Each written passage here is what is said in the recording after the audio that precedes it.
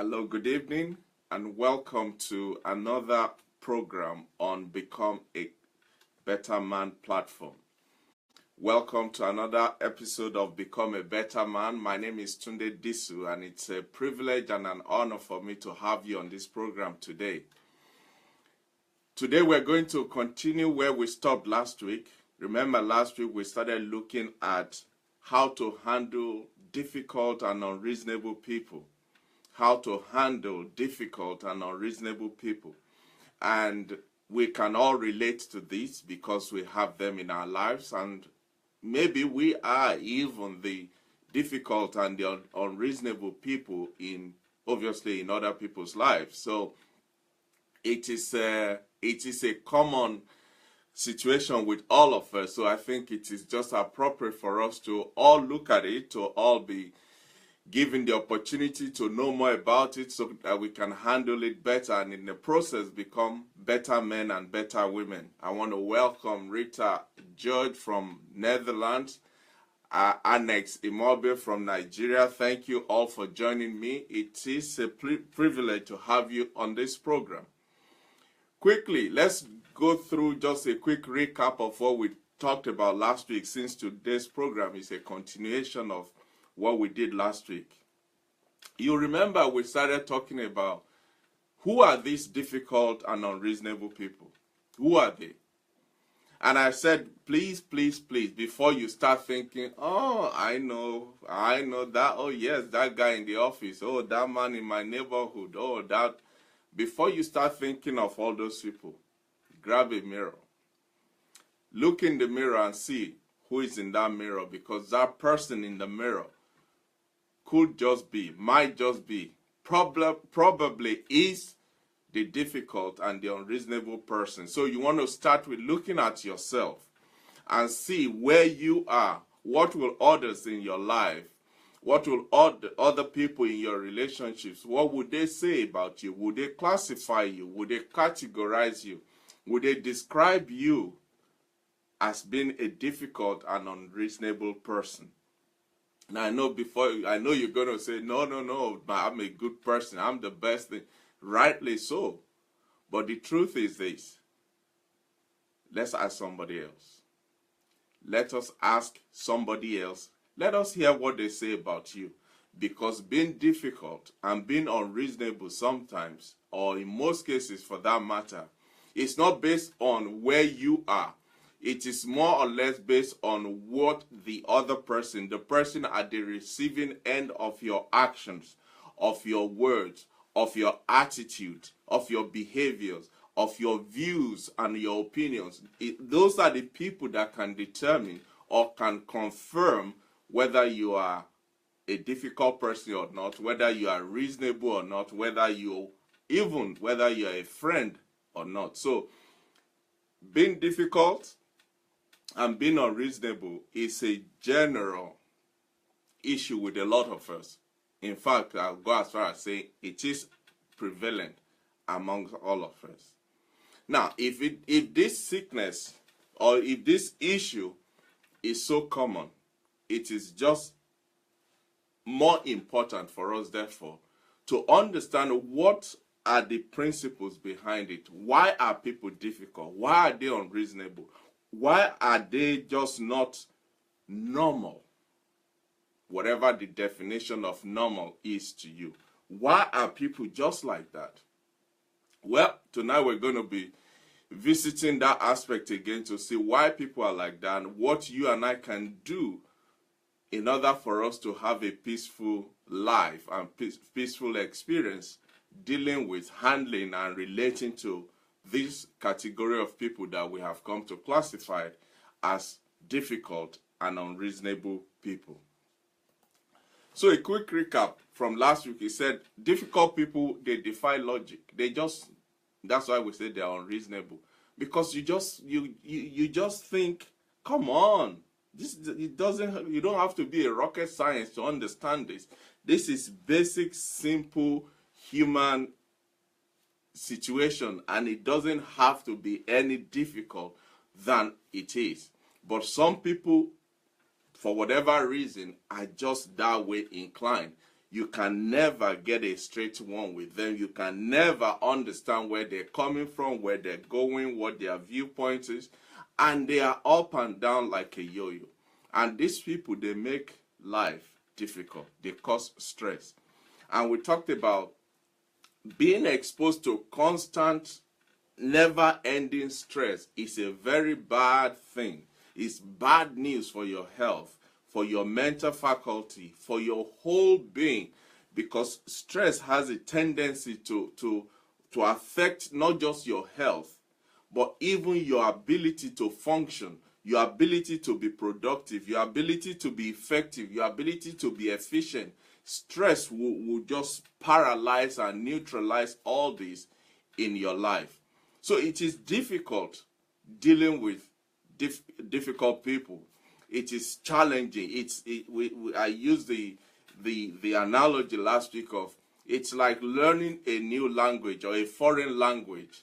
It's a lot of work you have to put into it before you get to a point where you become fluent in it. And because of the drama that comes with these people, you then have to have an extra layer or an extra edge or an extra ability to handle, to cope, and to see through their drama as well. And that's why we call them drama kings and drama queens, because they are very dramatic. Last week we also said, having said all of this, some people that we classify as unreasonable, some people that we describe as being difficult, the reality is that is just the way they are. They are not fully aware of the fact that they are causing you any stress, that they are giving you any high growth, that they are making life difficult and unbearable for you. Some people are just completely unaware of the negative impacts that they're having on you and I. And tonight we're going to look at what do we need to do? How can we help these people to maybe for the first time see the light of the day as far as our relationships with them are concerned. On the other hand, there are some people that are they are difficult because they choose to be difficult. They want people around them to almost be afraid of them, to walk on eggshells and to tiptoe around them. You don't know what you will say and how you will say that they will manifest. And so these two categories of people, we need to understand the differences between them and know how to tackle both of them so that we can live a peaceful life.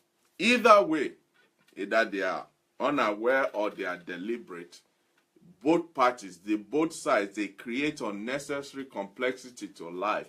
They bring strife, they bring contention. They are always giving you griefs and stress. But tonight, I have some good news for you.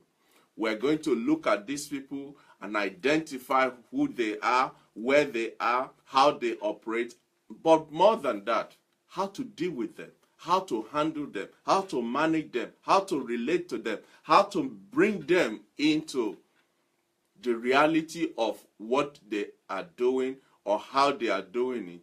Peradventure, in the process, we might be able to change some of them. But more importantly, we could find a respite, a solace for ourselves where we can be at peace, where we can rest and enjoy our lives here on earth. Last week, we also talked about the four categories of difficult people and how to spot them. The four categories of difficult and unreasonable people and how to spot them. The first category we said was the ticking time bomb people. Those people that are just volatile, unpredictable. They will fly off the handle. Their fuse is very short. Any small thing, boom, they'll go up in smoke. They are all over you. These people, they make life difficult because you are always not sure what you are going to say, what you are going to do, how you are going to react that will trigger the explosion. These people, they make life difficult. Then we talked about another category, which is the center of the universe category. The center of the universe category of people that are difficult and unreasonable are the people whose whole existence, the whole existence of their life being is wrapped around three words: me, myself, and I. Me, myself, and I. That's all they care about. That's all they know about. That's all they want to know. That's all they are after. Whatever else is happening to anybody around them, they are completely not bothered about it. As long as they are happy, they are enjoying life, they are having fun, the rest of the world can jump in the lake, for lack of better terms. This is another group of people that are very difficult, because no matter what you do, irrespective of your effort, irrespective of the amount of work and understanding and effort that you put into the relationship, they will never be satisfied unless that effort answers to the three words: me, myself, and I. The third category of people that we talked about is the negative people. They are just negative. They can't see anything positive. They can't see anything good. They can't see anything going somewhere in anything. There is always a reason with them why this is wrong, why this will not work, why this is the wrong decision, why they have enough negativity in them that there is no amount of positivity that you throw into the bucket that will neutralize them, because they will pull it all together and give you another negative view. They are so narrow-minded, they are so myopic in their thinking, their minds are close to what they believe and nothing more. And anything outside of that, it's not flying. The negative people are the most difficult people to have a meaningful conversation with, because as soon as you start, they'll say yes, but, yes, but, yes, but, and they will crowd you out with every reason on earth why your idea, your opinion, your views, and your argument is not tenable. These people are difficult, and in most cases, they are unreasonable. The fourth category of these people that we talked about last week is the slippery, sly ones. Those are the ones that feign authenticity. They pretend to be real, but in the real sense of it, they are snakes. They are just snakes. They are just, you can't hold them down to anything. They are untrustworthy. They will smile to your face and put a dagger to your back. They will do anything to make you believe they are with you, when in actual fact, they are far from you. These people are difficult, and they are unreasonable. Bola Shokoya, thank you for all the way from Nigeria. Gift Blessing Amos, thank you, I appreciate you. Please, let's go quickly and share the program. If you have not done so, just click the share button so that others can partake of the goodness that is packed into today's program. So we've looked at these four categories: the ticking time bomb people, the center of universe people, the negative people, the slippery, unauthentic type of people. We're going to quickly look at a few more categories, because some of this may not relate to you or to the person in your life that is difficult or unreasonable. So I'm just going to go into a few more categories. Maybe in the course of that, you might just find your postcode or your address or yourself or that person in the process. The next one, therefore, is the suck up. They just are, they are so insincere. They make it difficult to communicate with them, because they how can I put it? They are what some people will call the yeser or yes ma people. They will do anything to sell you on a platform of finding favor with somebody else. They will trade your best secret just so that that person that they want to have favor with, or that person they want to relate to, will smile at them. They will do anything. These sucker people they will lick any boot, they will kiss any feet, they will do whatever it takes just for them to gain an affirmation, a recognition, a relationship with somebody that they are so desperate to have this with. And if you happen to be on the firing line, they will not aim only. They will shoot before they even can call your name. This type of people, what can we say about them? Something you share with them.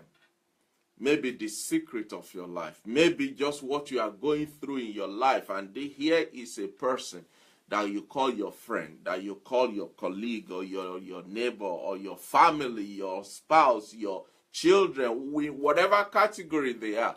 These are people that you relate to, you rely on, you believe are on your side. But guess what? The truth is, all of that is good until they need a favor from somebody else, until they need to suck up to somebody else, and you will be the medium of exchange. Your issue will be the medium of exchange. Your life history will be traded on the platform of sucking up to somebody just so that they can get favor. And the truth is, we all know them. We've had some of them. We have seen some of them. As far back as even in primary school, in secondary school, at work, at church, at play. These are what I remember in those days in secondary school. We call them teacher's boy. When the teacher wants to know who is the one making noise in the class, they know who to ask. And because they want to be in good books with the teacher, they will trade your name easy, just like that. They are the manager spy in the office. Anything that is going on in the office and the manager is away, somehow the manager gets to know what's going on when he or she is not around, because there's a suck up in the office. Somebody is telling. There is a rat in the house. This type of people, the characteristics of the way to know them, they display such characteristics as they are psychopaths. They will flatter people just to get their favor. Oh, you are the best thing. Oh, you are this. They will give you what you didn't even ask, just so that they can get favor off of you, just so that they can be in your good book, irrespective of who is being traded for it. They are motivated by approval, and they will go out of their ways to impress those they deem important. And to a large extent, most people are like that, because when they see celebrities, or they just want to, they become almost unrecognizable, just so that the celebrity can see them and shake them or smile at them, even though it might not even be smiling at them, but just because it's going to smile in that direction, they will do anything to cut their favor. This type of people are difficult. They are unreasonable. How do you deal with them? What do you do about them? You make it clear. You make it absolutely clear to them that you will prefer not to have a conversation with them. Any conversation that consists only of agreement or accord, any conversation that is just between the two of you, anything, it's like they say, don't lend your friend a sum of money you cannot afford to give away. Because if your friend is unable to pay back that money, I could smell the beginning of the end of that friendship. Margaret Mutizwa, thank you for joining me. Sam Bartlett, wow, thank you. I have friends in different places. Thank you, all of you. I appreciate you. So to deal with these people, make it clear to them that I prefer not to have any conversation with you, because I don't trust you. Because I don't know who you are going to trade me for, or trade me to, just for you to get your next fix of favor.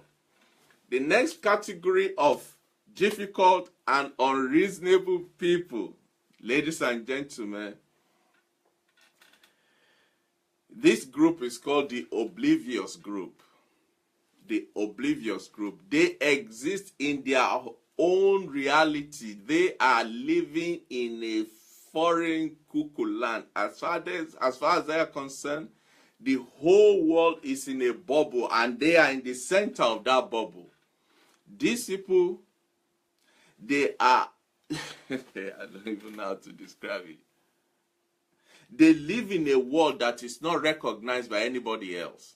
They are like what it seems like they live in the island of Patmos just by themselves, where nothing else matters, where nothing else exists apart from them and that little reality bubble that they live in.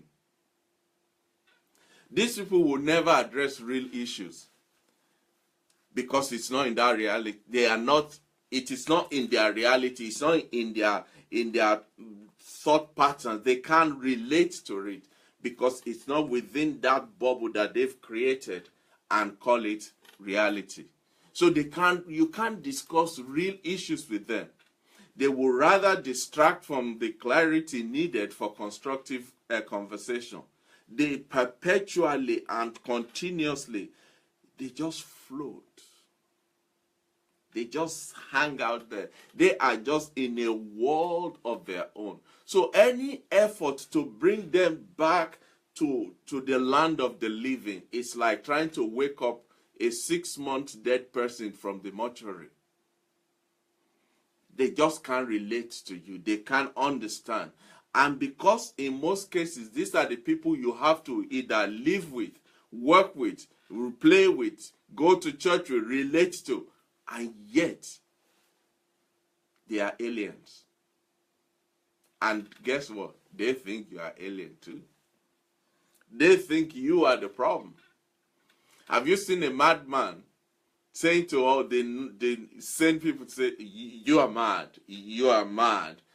Because in his reality, he is sane, he is perfect, he is okay. The rest of you are just fruitcakes.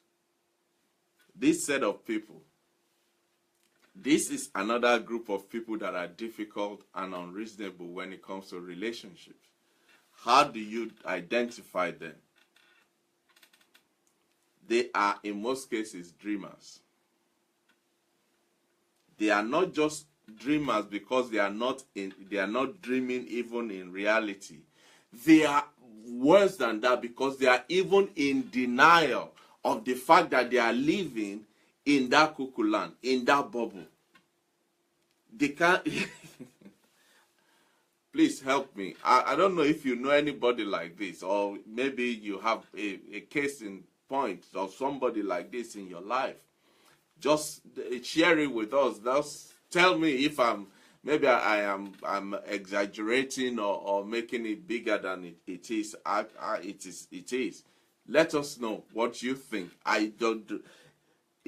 Is any of these things I'm talking, any of this description I'm giving, can you relate to any of them? Is there something or someone that you know, maybe in your life, maybe in the life of your neighbor, maybe whatever, that you can see in any of these categories that we're talking about? Because they are out there. These people are out there, and we deal with them, we relate to them, we contact them, we interact with them on a daily basis, and then we'll walk away and say, oh, that's one of them. That's one of them. These people are flake. They are just flaky. They have trouble connecting what they say with what they do. And as a result, listen to this, as a result of these flaky characteristics of these people, conversation with them is as if it never happened. Conversation that you have with them is like it never happened. It just never happened. Another way you can spot them is some of them are drama queens. They are their ethos is to exaggerate and blow everything out of proportion. They will create dramas and just to gain attention. These people they are strange people. And you know them. And I know them. So how do you deal with them? Have conversation with these people in a way where you can say, do you know what? I know you may not remember this tomorrow that we even ever met, but I'm still going to tell you. Give it your best shot. If possible, document your interaction or your conversation or your agreement with them so that you have something tangible outside of who say, she say, we say, and all of that. Make it a point of duty to commit them into something outside of just words. By that, you can maybe be able to pin them down if they don't turn around and say, I don't think we wrote that. I don't think that's what we said.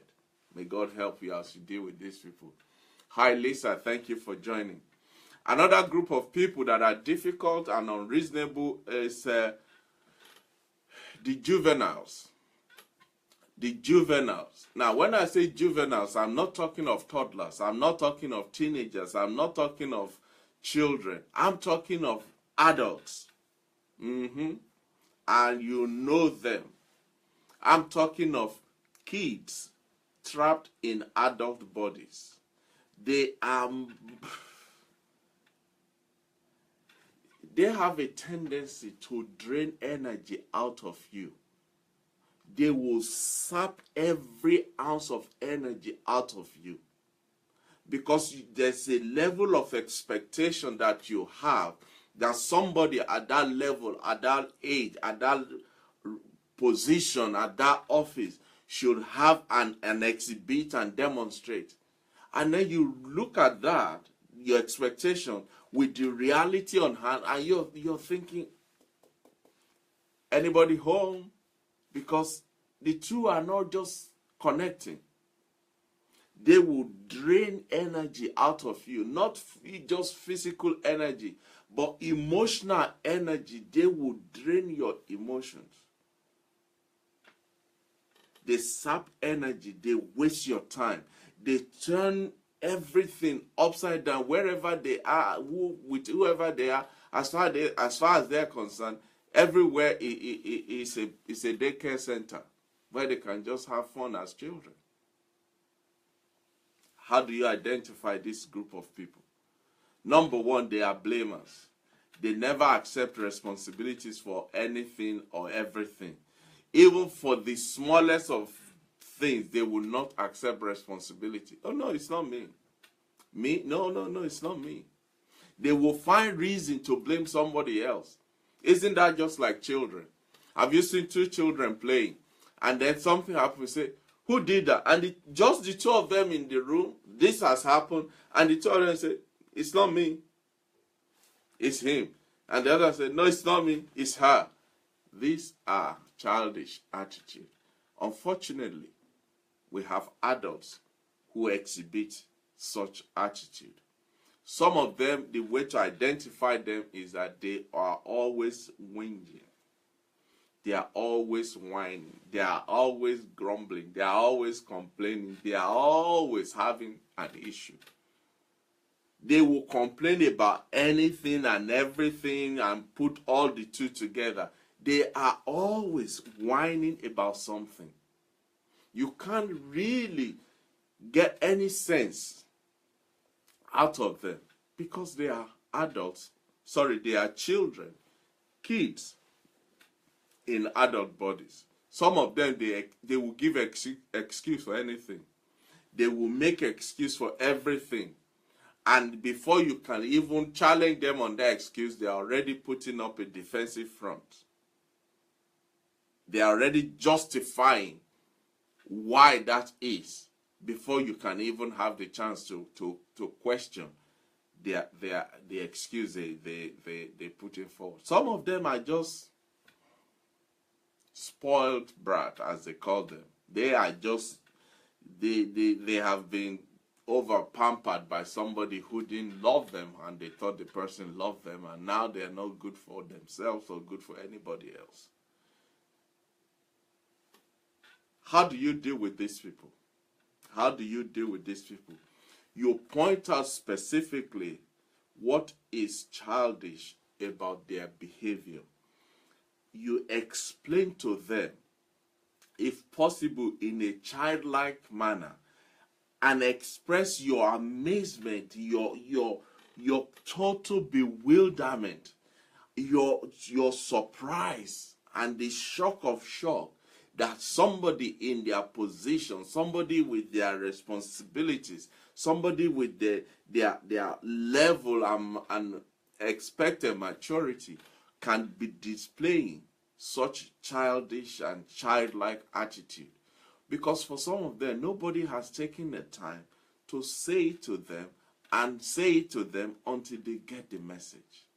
Now, saying it to them must be supported by a deep, strong level of personal relationship with them. Don't just go into the office tomorrow and the first person you see and you start telling them you're a child and you're childish, and now you're looking for trouble.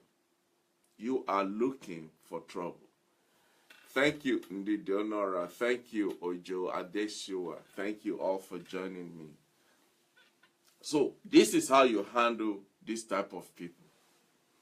So we have looked at these 6 categories of people who we regard and relate and describe as either difficult or unreasonable or both combined.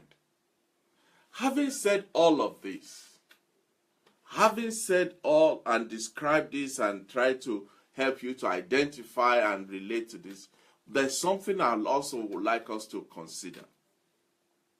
The life we live is like the web, the spider web. We are all connected and touching others in one way or another. And in the midst of all these relationships that we are involved with, we have people of different orientation, different background, different upbringing, different experience, different exposure. So people are going to exhibit different character traits from what we are, who we are, and what we know and what we have known. I'm saying that to say this. I don't want us to go out tomorrow and go out with our binoculars and I'm looking for, oh, he's a child, oh, he's a winger. No, that's not what I'm saying. There are people in our lives that demonstrate this character traits. But there are so many other people in our lives, in our contacts, within our relationships, that are just fine. And we need to be able to identify and differentiate these people. Also, we must understand that when dealing with difficult people, now I'm talking about those that we have identified and established as definitely this is a difficult person, this is an unreasonable person. Having identified those people, in dealing with them, we must remember something. And that is the fact that these people, like I said at the beginning, some of them are not even aware that they are difficult. Most of these people really, they are trying and they are putting up the best that they know. Now, what they know might not be enough. But what we must be careful of is not to become judgmental. Because the moment we go down the route of being judgmental, we have completely shut down the possibility of helping them to help ourselves. All I'm trying to say is, when you are dealing with difficult and unreasonable people, take a step back and just consider, is this person doing this deliberately, or are they doing it because that's the best they know? Because until you are able to differentiate between those two, you are going to be applying the wrong medicine to the wrong ailment, and you're not going to get the result. And that is going to get you even more frustrated. So when it comes to dealing with difficult people, there are 4 questions that you must ask yourself constantly. And I know this might not come naturally, it will not come naturally, but the more you try, the more you put at it, the more you work at it, the better you will become. And it will bring some level of sanity even to your own life. So these 4 questions that you must ask yourself. The first one is, what just happened? Say you are dealing with somebody and then they exhibit one of these character traits that we're talking about. The first thing you should ask yourself is, what just happened? The reason you should ask yourself what just happened is because sometimes your eyes can deceive your brain and vice versa. What you are asking yourself is not what just happened, but you are asking, did I actually see that or did I imagine that? Because unless you are able to, within that split second, identify whether this is real in front of my eyes or this is just my imagination running wild, you are going to step out thinking you have seen something when in actual fact you're just imagining it or you're just thinking about it, and it's going to boomerang in your face. I don't know if you understand what I'm saying. Please let me know if you understand. So the first question you must ask is, what just happened? Was that my imagination, or was that something I've just witnessed, or I've just experienced, or I've just heard, or I've just seen? You need to immediately identify and establish that base. The second question you must ask yourself is, what are the feelings arising in me? What type of emotional state what is my emotional state at this point in time? The reason that is important is because unless you take responsibility for your emotions, you will go about victimizing people. You will go about condemning people, when in actual fact, it is only because you are feeling a certain way. Human beings, one of the gifts that God gave us is the ability to be emotional. And our emotions are so strong and so powerful, they determine a lot about who we are and how we are and what we become in life. So you must be able to keep your emotion under check and ask yourself, this thing I've just heard, am I going to react because I feel this way, or am I going to react because it is the truth? Because emotions are fickle. They are here today, gone tomorrow. And if you allow your emotion to rule and dictate and direct your life, it's an accident going somewhere to happen. The third question you must ask yourself is, what do I need that I'm not receiving? What do I need that I am not receiving? Especially in a relationship, in relating, especially close and intimate relationship. You must be able to ask yourself, what is it I need that I'm not receiving? The reason that's important is because you could be expecting to receive something from the people you are in relationship or you are in contact or you are working with, when you have actually not communicated that request to the person. People are not mind readers, ladies and gentlemen. So if you want something, you need to ask. You need to verbalize or put it in writing or communicate it really before people will start understanding what you need. And the fourth question is, what am I asking for? What am I asking for? Specifically, formulate a request for what you need. And once you have formulated that, you must surrender the outcome, the provision of that need to the person that you are requesting it for. Because naturally, as human beings, what we tend to do is we request something from somebody and we want it delivered by our own way and standard, when in actual fact, all we can do, it's like in the law of contract or contract law, you make an offer, there will be a consideration, I will either accept or reject your offer.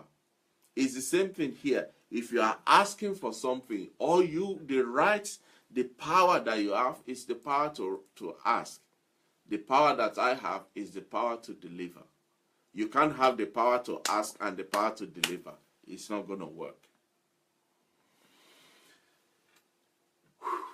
Olu Wisdom, thank you. Josie Kaiserwi, thank you, ma. Appreciate you.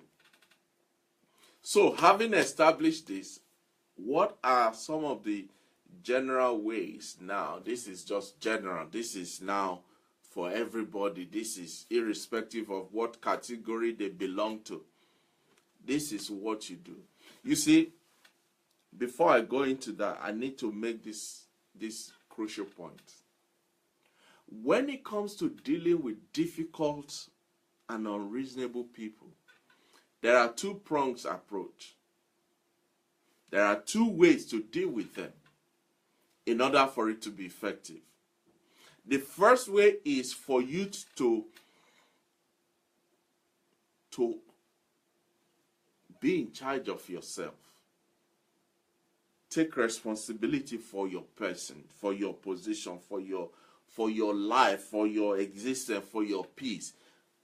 Whatever it takes for you to be at peace is paramount. Does that mean you ignore these people? No. It means that you do not sacrifice your life, your health, your sanity, your peace on the altar of helping somebody to see the light of the day. Does that mean I am advocating that you become mean and no. I'm saying, what will it profit you to help that person and you go insane and you fall into illness and you lose your job or lose your family or it costs you your life? So it's important for you to know that, yes, I am going to deal with these people because usually difficult and unreasonable people, they are stuck with us. There's nothing we can do about them. They're just there. But in order to deal with them, there are two ways you must look at it. The first one is what we're going to look at today, which is what is within my power that I can do to make this work, not for them, but for me. And then maybe, if possible today or next week, we'll look at what can I do in this situation to help them, to change them, to show them the light. But it starts with what can I do? What do I have to do in handling and relating to these difficult and unreasonable people so that I can live in peace? I can be at peace. Because unless you are at peace, you have nothing to give to them. You can only give what you have. I hope you understand that. So the first thing you can do when it comes to dealing with and handling and relating to difficult and unreasonable people, the first thing you can do is to set limits. Set limits. Set limits for yourself, not for them. Set limits for yourself. What do I mean by that? Difficult people, negative people, complainers, whingers, and whatever category they belong to, they are just bad news. They are bad news in the sense that they wallow in their problems. They fail. Their issue is refusing to even look for solution. All their mindset, all their existence, everything about them is buried, is locked, stock, and completely jam-packed into what the problem is. And because they are so problem-focused, because they are so consumed with what the problem is, they are not even open to the solution. Now, the question is this. How are you going to help such person? How do you think you can help that person? The fact is you can't. You can't. And that is why you have to set a limit for yourself. Because all they are looking for is for you to join their pity party, to be dragged down and bend over and squat and just so, that's all they are looking for. Look at it this way. We're talking about difficult and unreasonable people. But look at it this way. Would you sit down with a smoker, even though you don't like smoke? You can't stand the smell or the leftover of smoke. But you will sit down and just sit down with somebody that is smoking so that you can perceive and just partake that smoking by association, just because you don't want the person to be offended. Will you do that? The reason you will not do that is you don't want to go home and have to explain to your household why you are smelling of smoke, of cigarette, why you are smelling of tobacco. So what do? You separate yourself. You give them their space. And that's exactly what I'm talking about here. Set a limit for yourself. That yes, I will relate to you. Yes, I will work with you. Yes, I will talk to you. But so far, no further. I refuse to be dragged down into that pity party singing and dancing with you.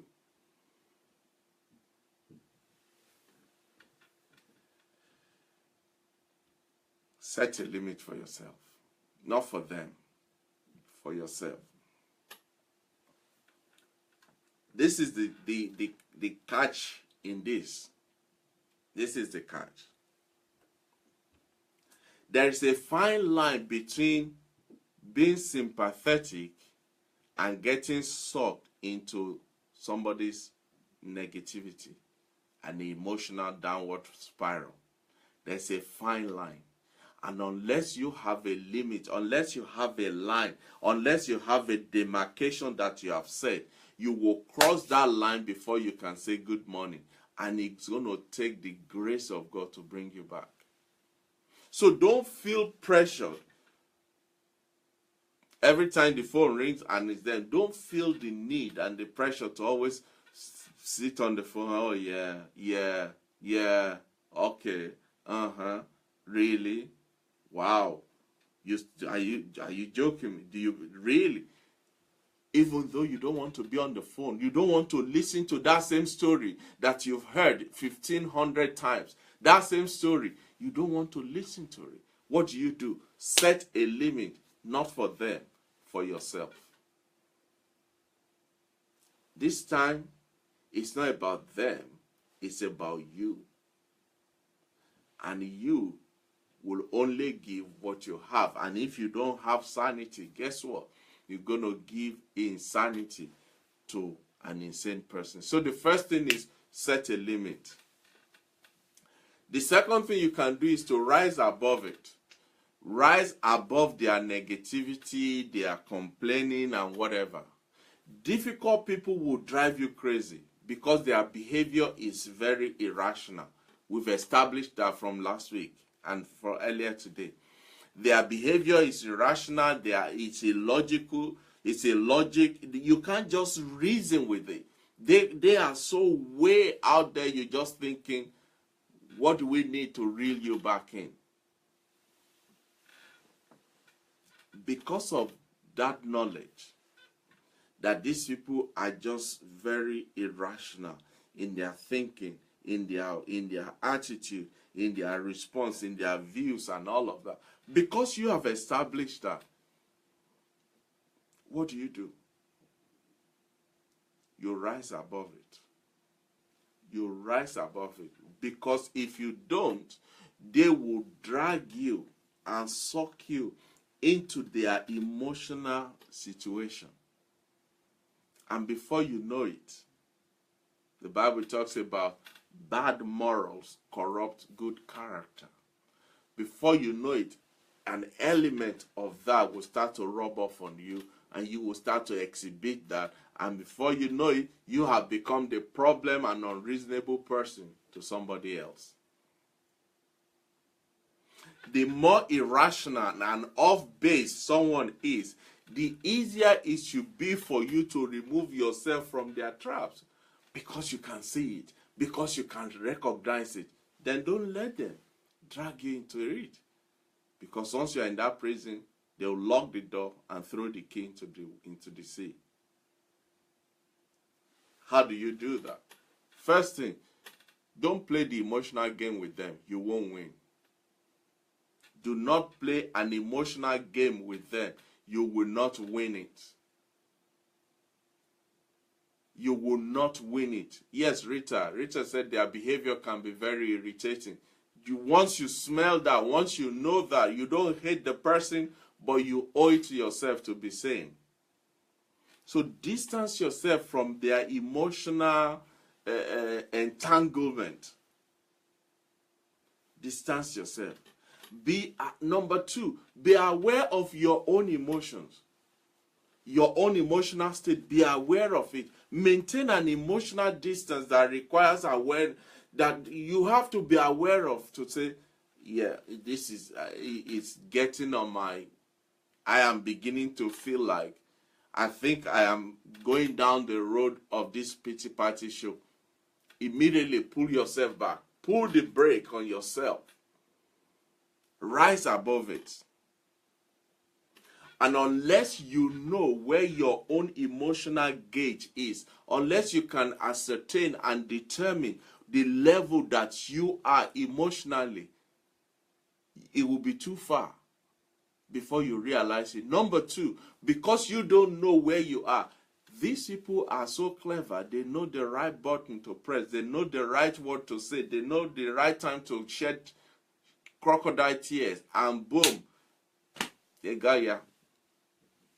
So, learn to rise above emotional, what's the word? For people to get you embroidered in their emotional wallowing and pity party. It won't help you.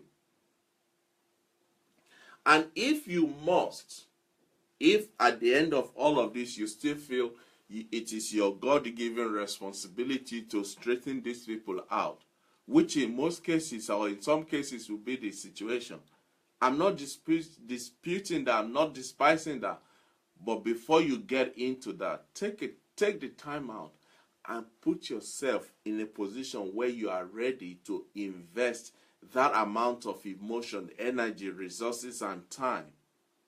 Because if you are not ready, if you go into the battle not ready, only God can bring you back. The third way you can help yourself in all of this. Buki Adeosun, thank you, sir, for joining me. I appreciate you.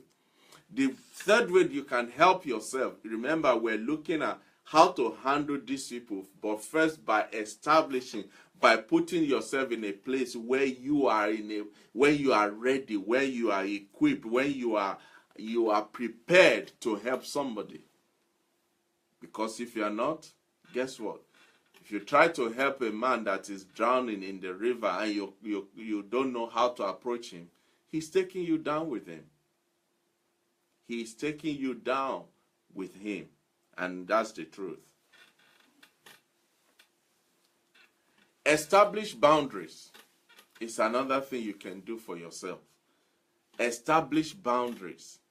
This is the area where most people tend to sell themselves short and get entrapped into this whole scenario of difficult and unreasonable people. Let me put it this way. Sometimes we think, because I work with you, because we're in the same office, because we're in the same church, because we live in the same neighborhood, or because we are in the same house, it is therefore my responsibility to carry you all the time. There's nothing wrong in helping one another. There's nothing wrong in being there for your brother or your sister. But set boundaries. Set boundaries. Where is it? You know what boundary is? Do you know what boundary is?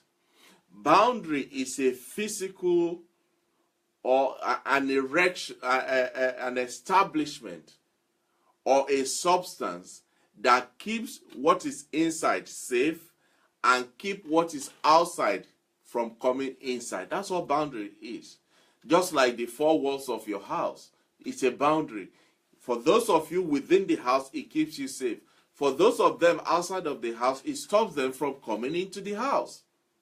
That is what boundary is. Once you have established what your boundary, you've learned how to rise above the thing. Setting boundary will help you to predict and understand what these people are going to do again. What is going to be their next move? Because you've been around this mountain over and over and over again. So a pattern has been established. Once bitten, twice shy. A pattern has been established, so you know once it goes down this way, this is what we're going to get. And you can deal with that if you have a boundary in place.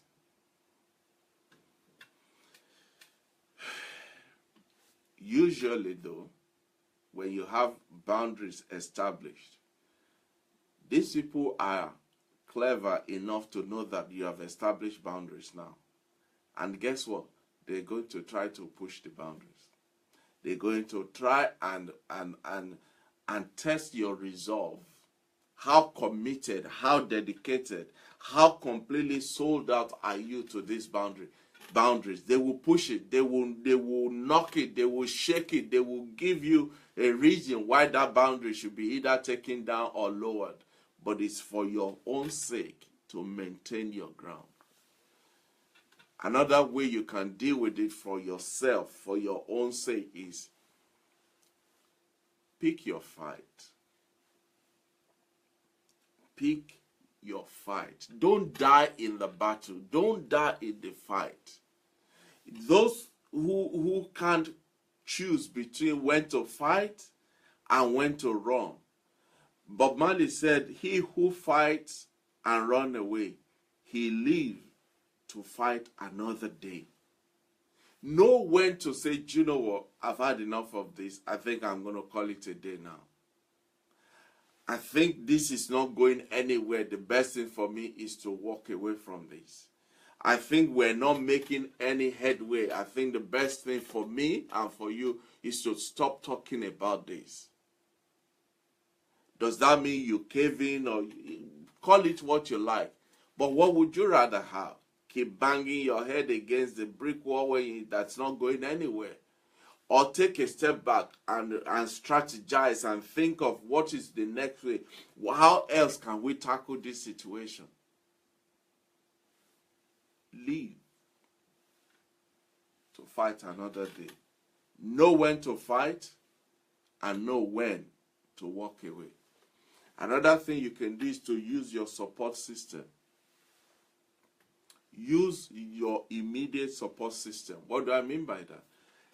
In our lives, in your life and in my life, we have people that we relate to, that are in close proximity with us, that we confide in, that we can lean on, that we can cry to, that we can just be ourselves with.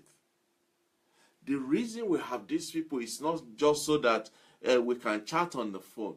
It is when you are facing the issues like this, when you are dealing with difficult people like this, when you have to work with this same boss that is almost driving you out of your skin. It is when you have these people around you, this network of people that are around you, they are there to say, "Do you know what? Take the afternoon off. I'll look after the children. You've had a very long week. Don't worry about cooking tonight. We'll have a takeaway." Those are people that will say, "Do you know what? This your boss. I've seen people like this before. I know this trick. This is what he's trying to do. This is what you need to do. This is how you can go about it." Your support system will help you, number one, to see what you are not seeing, because they can As far as you are concerned, you are within the game. But they are outside in the spectator seat. They can see when the move is being made on the right flank. And they can tell you, no, no, no, no, don't go down that road. This is what he's expecting. This is how you should handle it. This is how to tackle this. This support system will help you. They will strengthen you. When you are weak and you are almost on your knees, they will lift you up. Hi, Jay. Thank you, sir, for joining me. I appreciate you. Jamie Oliva Garande. Thank you, sir. I appreciate you. Sometimes when you are in the midst of this situation, when you are dealing with these difficult and unreasonable people, it is almost a pride thing for you to say, do you know what? I've got this. Yeah, I've got this. I will take care of this by myself. I will deal with this. Leave this with me. Yes, you may be able to. But there's a reason why they say 2 good heads are better than 1. Use your support system. Use the people around you. Another support system that you can use, that is available to you, is your time to take a rest, to sleep. Take a good sleep. You see, sleep deprivation is one of the biggest ways to torture people. They just stop you from sleeping. And after a few days, you start seeing things. You start imagining things. When you are dealing with difficult people, especially when the heat is on, when you are pushing and it's like nothing is moving, that's the time for you to take a break, catch yourself, take a rest, have a nap, go for a walk. Just go to sleep. The reason sleep is good is this: when you sleep, when you actually sleep, your brain has a way of, in computer they call something defragmentation, where you have files scattered everywhere on your memory and hard drive, and they just everywhere. It slows down your computer. The ability for your computer to work effectively and be fast in computing things is affected. But then you click defragmentation, and you can literally see those files coming from different places and coming together, and before you know it, they are all compacted together, and now your computer is running fine again. It's the same thing with your brain. It's the same thing with your body. Sometimes you just need to shut it down. Have a good sleep. Because when you do that, you allow your brain and your cells, your body, your emotions, everything that has been hyper and jumping and all of that, they have a way of calming down. They will calm down. And then when you wake up, you are fresh. You are strong. You are ready to go back to the battlefield. That's why, for instance, in the military, when people have been out on an assignment, after a few months or a year or thereabout, they will send them home. Go home and stay with your family for 1 week. It's for them to catch themselves, have time to reflect, have time to relate, have time to touch themselves and be back. And then when they come back, they're ready again. Do the same thing for yourself.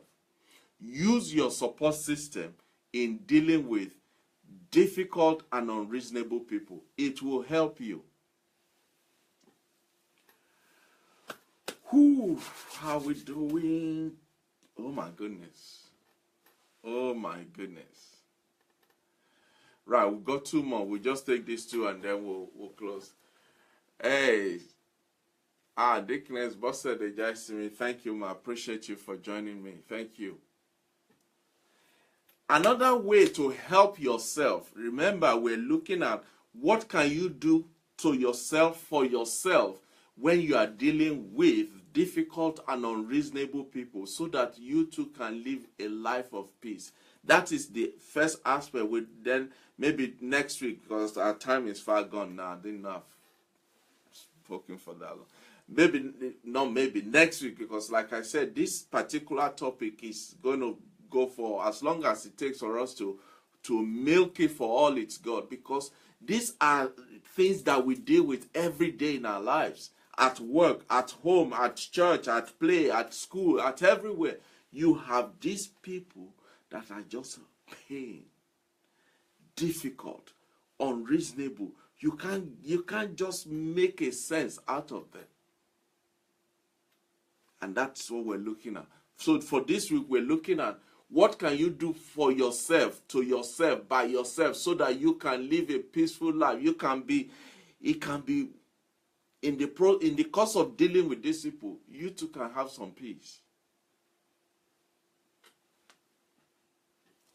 Another way you can deal with these people is to use the STOP model. The STOP model, S-T-O-P, STOP model. It's an acronym. STOP, STOP, is an acronym. What does it mean? When you are in the midst of it, when you are faced squarely with that situation, that person, that group of people, or whatever it is that is difficult and unreasonable that you're dealing with, the first thing is stop whatever you're doing. Literally, physically, stop what you are doing, stop what you are saying, stop what you are watching, stop the activities you are doing. Just catch yourself and stop. That's the S. The T there is take a deep breath. Literally, physically.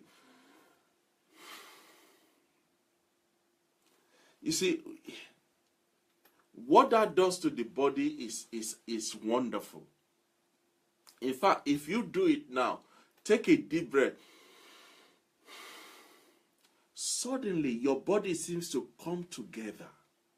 Everything about you just seems to just align itself. That is what taking a deep breath will do. It will completely help you to become yourself again and not be riding the wave of the ongoing current.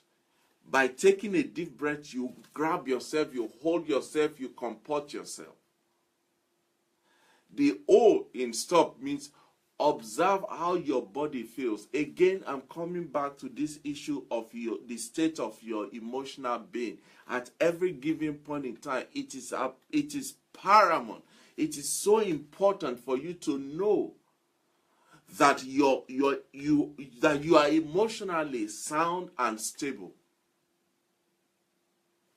You must know what's your body saying. How is your body feeling? What's going through your mind? What is the emotional experience that you're having at this point in time? And the P there is proceed with kindness and compassion, because in most cases what these people are looking for is somebody to just listen, somebody to just be there for them. Show some passion. So show some compassion. Show some kindness. Don't flatter them. People can know when you are flattering them. Just be real, but be compassionate and be kind. No matter how challenging the difficult person or the difficult relationship is, the ability to pause and hold yourself and keep yourself together, it will help you to derail and diffuse any emotional reaction that will probably make the heat go even higher. In dealing with difficult and unreasonable people, you have to know yourself.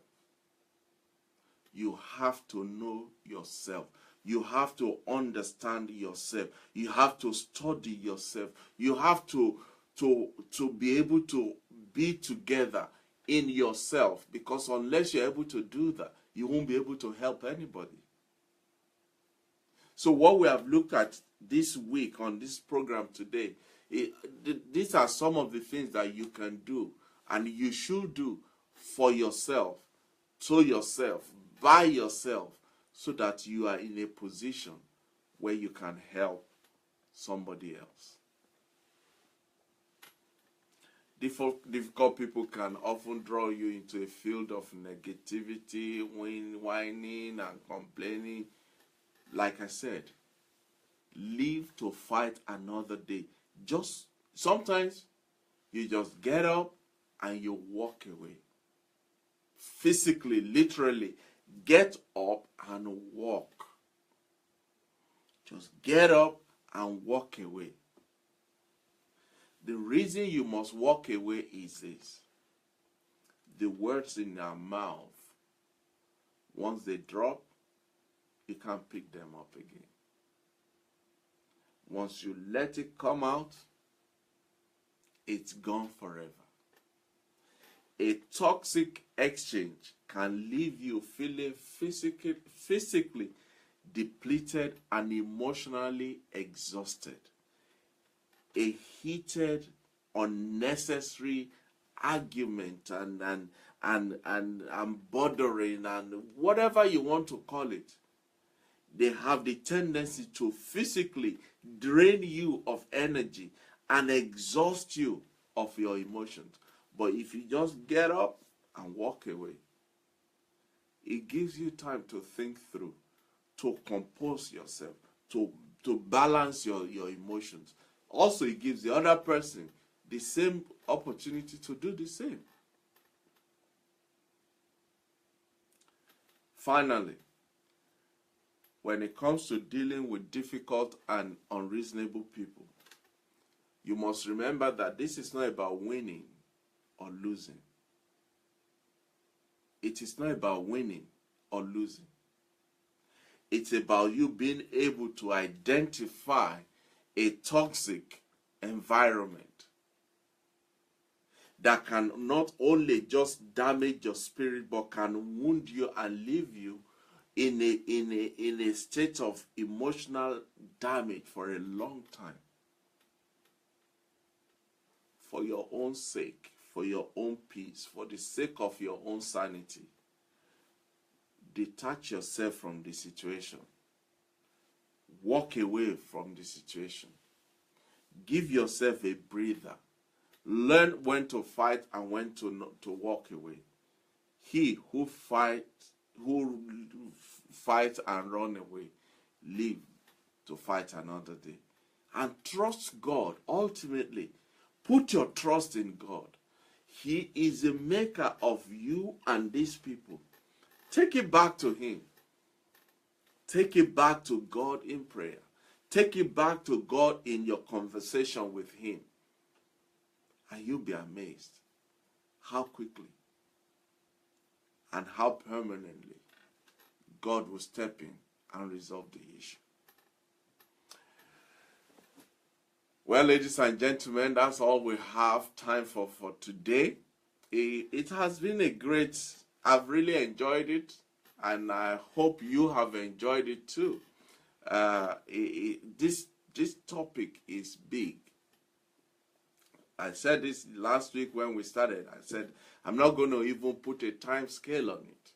It's a very big topic. And we're going to keep chipping at it,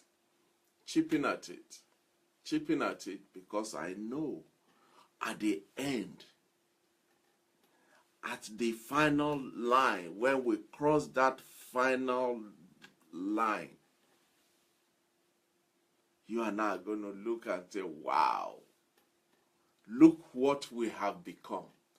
Look who we have become. See how far we have come and see how good God has been to us. I appreciate you. I thank you for your time. I honor your commitment and dedication to this platform. If you have not shared this program tonight, let's quickly click the share button. Let's share it to our friends and among our groups. Let's just use it for our own good. Auntie Kate, thank you so much. I appreciate you Thank you so much. It's such an honor to have you. To all of you out there, I honor you and I appreciate you. And until we meet again next week, don't forget, we're not going to stop. We're not going to quit. We're not going to be derailed, discouraged, or get off track. Because we have a destination.